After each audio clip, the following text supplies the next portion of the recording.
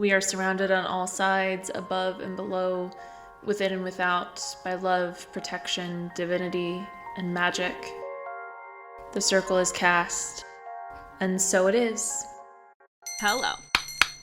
My name is Chelb. My pronouns are they, them, and this is Phasecraft Collective, your weekly check-in with the tarot to get the vibes, to feel the energy, to see what possibilities are available for the week to come. And it's an exciting week, if you ask me, because personally, as of yesterday, I hit 50,000 followers on Instagram, which is really fun and exciting for me. And I also surpassed 10,000 followers on TikTok, which is wild because I've never once in my life been able to actually get traction on TikTok. And I got 6,000 followers in the past week. So that's wild. And if you follow me on TikTok, thank you. Appreciate it. But to celebrate both of those things, I'm doing a raffle. I'm doing a raffle for a 30-minute tarot reading, a 45-minute tarot reading, and a year-long of access to my highest tier Patreon. Whoa. So, the link is going to be in the episode description. There's 3 different levels of entry tickets that you can pay, that you can purchase. And just to be clear, when you get a raffle entry, it's just the entry. You are not guaranteed anything unless you win. But if you do a $5 entry, you are entered to win a 30-minute reading. If you do a $10 entry, you are entered to win a 45-minute reading. And if you do a $20 entry, you are entered to win a year of access to my Supreme tier Patreon, which is almost $500 in value, a year's worth of Patreon access. And it gets you free classes. It gets you a free reading every quarter. It gets you access to my Discord. It gets you just like so many fun things. So if you are interested in a reading or joining my Patreon, but it hasn't maybe felt accessible to you at the moment, the raffle is the way to go. I'll have the link to get a raffle entry in the episode description. I'm going to close it on June 1st and announce the winners by email and probably I'll post it in my Instagram stories too. Cool. Yeah, I'm just excited about that. I haven't ever done a raffle like this before, but I really am looking forward to seeing how it goes. I've done it before with just like Venmo, but anytime you get a lot of like similar Venmo charges in a row, Venmo likes to like lock your account. So we're not going to do that. We're just doing it through my website. But hey, that's an option for you if you're into it. I'm very excited. Yeah. And other than that, probably in the next couple of weeks, I'll have my summer class series ready to go and announced. I have a couple guest spots coming up on podcasts and other like online witchy communities. I'm teaching a couple guest classes. So like things are good. Things are happening. Things are fun. And thank you for being here and for following along. Even if this is the only place where you do it, I just greatly appreciate you. Anyway, I should stop rambling and we should get to the reading, huh? So, first of all, if this is your first time here, welcome. Thank you. And thank you for listening to those first few minutes there. We're going to begin by doing what's called casting a circle, setting container, drawing in the elements to help ground us and center us and get us ready to receive whatever messages come through. So, if you'd like, you can join me in closing your eyes if it feels safe and good to do so.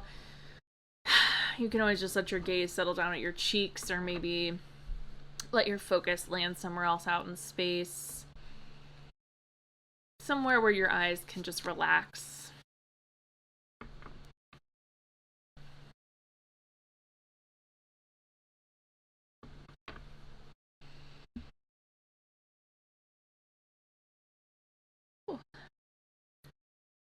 And as you breathe, just feel your shoulders rising and falling, your rib cage expanding and softening.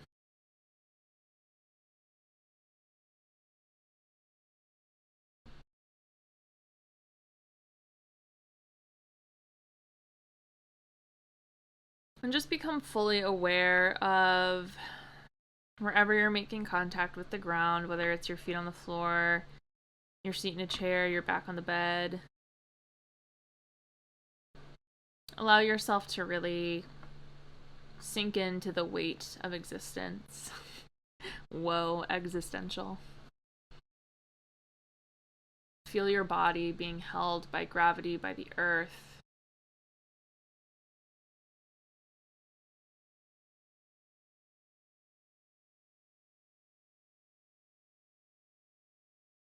And allow that anchor to hold you through this reading. Know that it's available to you to return to whenever you feel a little untethered. To remind you that you are here, you are present, and you are supported. And as I call to the spirits and guardians of the elements here, I invite you to imagine their force, their essence, creating a circle of protection around you, however you see it. You might see stones or plants rising up from the ground. Maybe you see a ring of fire or salt. Maybe you see the ground opening and filling with water. Maybe you see a force field of iridescent air swirling around you. Maybe you see something else entirely. Whatever comes to mind is correct. It's perfect. It's fine. It's just you. It's your magic showing up to protect you. I call the spirits and guardians of the north, of earth, of the deepest roots and the tallest trees, the stardust that gave shape to this planet and to our bones. Hail and welcome. I call to the spirits and guardians of the east, of air, of wind and breath, of thought and change. Hail and welcome. I call to the spirits and guardians of the south, of fire, the life-giving sun, the powers of creation and destruction, cleansing and renewal. Hail and welcome. And I call to the spirits and guardians of the west, of water, of the oceans and our blood, the rivers and our sweat, the rain and our tears. Hail and welcome. We are surrounded on all sides, above and below, within and without, by love, protection, divinity, and magic. The circle is cast, and so it is. You can take a couple more breaths, and whenever you're ready, you can open your eyes. Amazing. Let's get to it. This is a very, solid deck. That knock was quite sharp. Which is fine. We love a good, sharp, straight and to the point knock. Oh, jumping right in with the Hierophant. Did we get the Hierophant last week? And will I ever be able to go a week without asking what the reading last week was? This is kind of what happens is when you do a lot of readings, they all blend together. And also just when you're kind of sourcing the insights from outside of yourself. Ooh, we got the 3 and 4 of Pentacles right in a row, which is very interesting. And this deck is thoroughly shuffled, so that is always fun when that happens. Yeah, the Hierophant, the 3 of Pentacles, and the 4 of Pentacles. It's time, I think. 8 of Swords, Temperance. Okay, it's time, I think, to explore old ways of community building. It's time to consider what humans did to survive together in history. Back in a time when our lines were closer and our lineages were more intact. Does that make sense?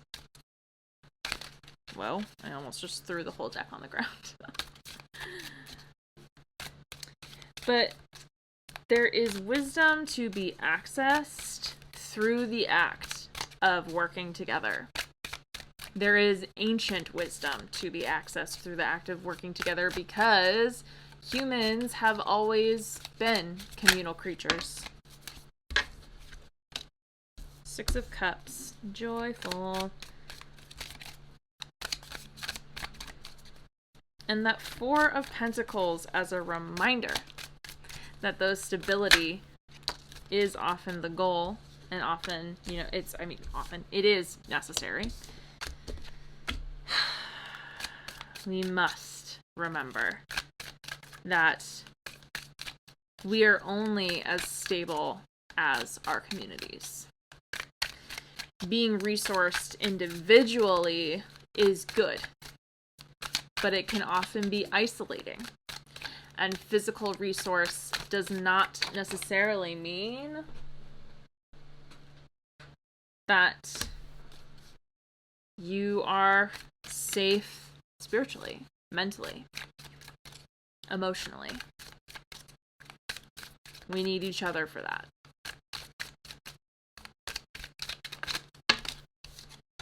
I normally don't talk this much about the cards before I'm done pulling, but I just had thoughts and I had to share them.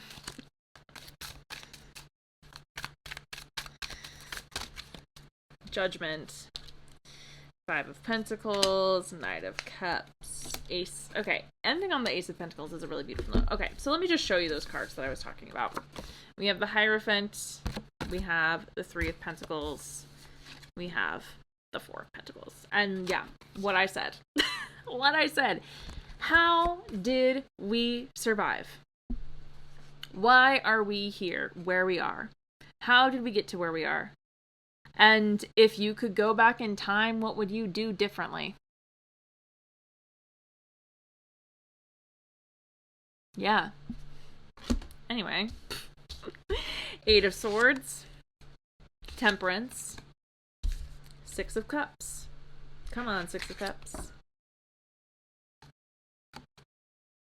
Sometimes the bindings that we find ourselves in can only be broken by experimenting with just how tight they are. By seeing what is available to you. Even if your movement is limited, what can you still create? What can you still access within you? And how can you turn that into something that can be shared? How can you turn that into something that builds joy and hope? And wonder. The answer to isolation is connection. Easier said than done, a lot of times. There's a solid chance that whatever you are feeling right now is maybe not necessarily self-imposed, but self-sustained. Now, we know, maybe you don't know. Again, maybe this is your first time here, but if you've been here before, you know that I'm not someone who says, you can fully create your own reality, like your thoughts are your reality, all that good stuff. Because there are so many things that we can't control. But most of us, to at least some degree, can control ourselves. We can control the actions that we take, and we can control how hard we fight against things that seek to oppress us. To a certain extent. Some of us can fight further and push harder than others without compromising our own safety. And so in that way, it is our duty, those of us who have such privileges, to try to get maybe a little sneaky within the systems in place and see how we can alchemize them to work for us and to work for those that do not have the same privilege of movement and reach that we do.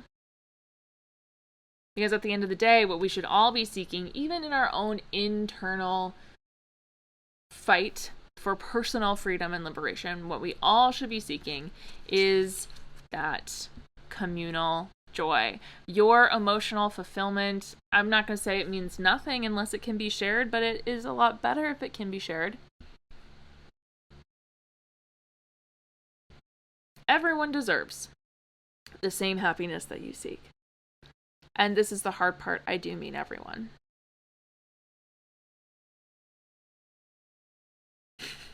And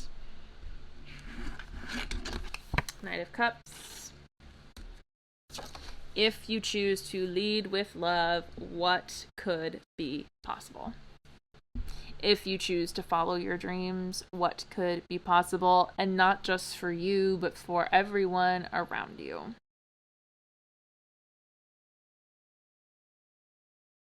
Remember that nothing you do, even if it is something that you choose to embark on or seek just for your own personal desires, will always have a ripple effect.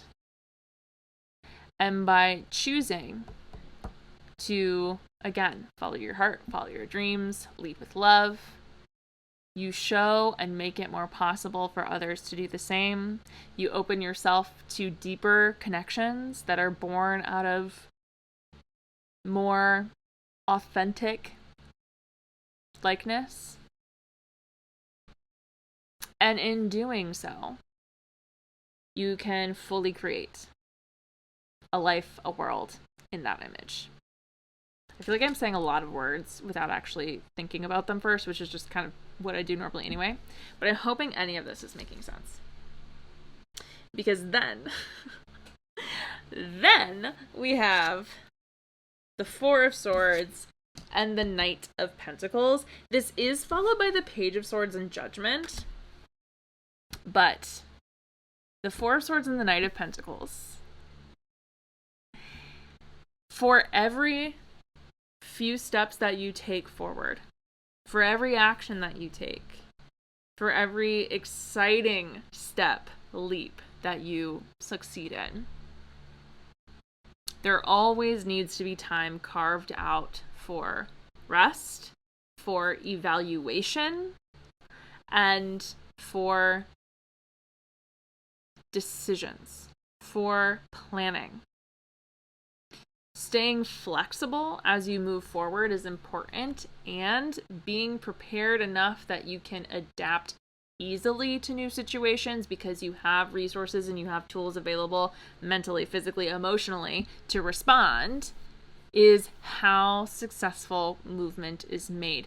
Especially with this Four of Swords, though. This is like a stability of intention and mind.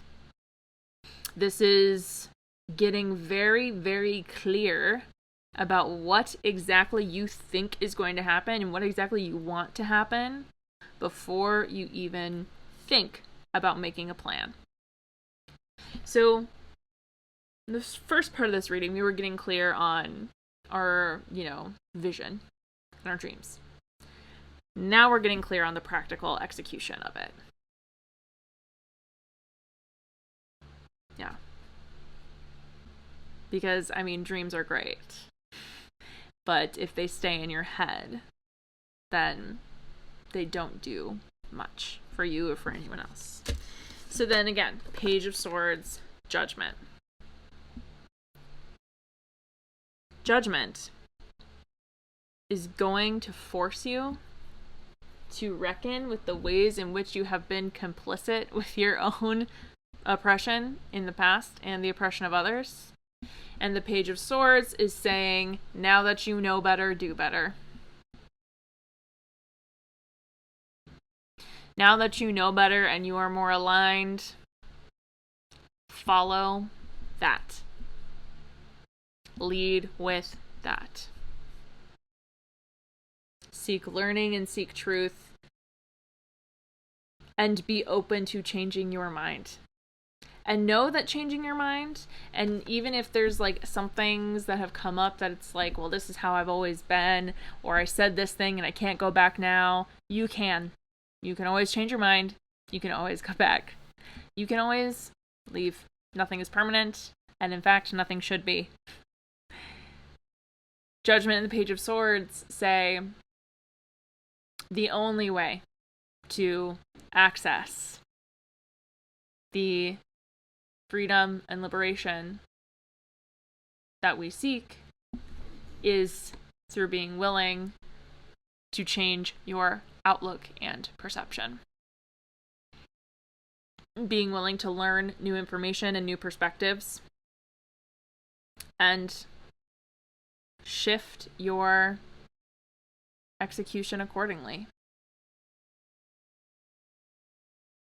None of us know everything. We are always learning, and everyone has something to teach us. And the second you decide that you know more than anyone else, or that you don't need any additional education or input, that is the moment you fail. Now, Five of Pentacles. None of this is easy. Nothing in life is really all that easy. Even the things that are supposed to be tend to come with some sort of like tension. But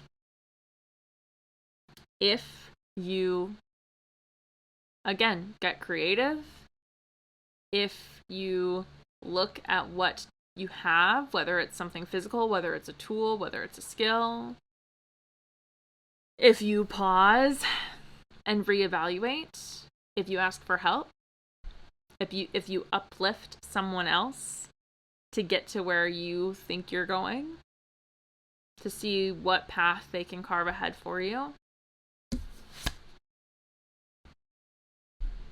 that is when the new opportunity fully awakens and fully opens. But opportunity cannot come unless you realize the ways in which you are blocking yourself from receiving it. Which could simply be not just not believing that you can. Not believing that you're worthy. Not believing that you have enough. You're qualified enough. If you let that keep you in this place of scarcity and lack and feeling sorry for yourself, then yeah, it'll never show up. Sometimes you just have to take the leap and try and see what happens. And if you do, there's a solid chance it will be good. Let's check the bottom of the deck. As per usual, Nine of Pentacles. Nine of Pentacles. Trust the skills that you have. Evaluate, examine how far you've come and how. Look at your abilities and see what gaps there are, not in a self-critical way, but just so that you know exactly where to focus your energies on learning. There is so much that you know that you have, and figuring out what you don't it's not about being critical of yourself or shaming yourself for not knowing something or not being able to do something. It is identifying what gaps need to be filled either by your own, learning and seeking, or by seeking others who can contribute those skills. Oh, Goo is in here and she's ready to leave. But that's the Nine of Pentacles. I don't know if you heard her yell, but she's by the door. Hi. Are you ready to leave? Hang tight. Okay, anyway, that's the reading. So, just a quick little end table of a cat making themselves known, but that's the reading. This was one of those ones where I just kind of talked a lot and don't know what I said and hope any of it made sense. So, thanks for listening. Let's go ahead and close our circle. Once again, you can close your eyes if it feels safe and good to do so. Take a couple of breaths. Let everything kind of land and settle.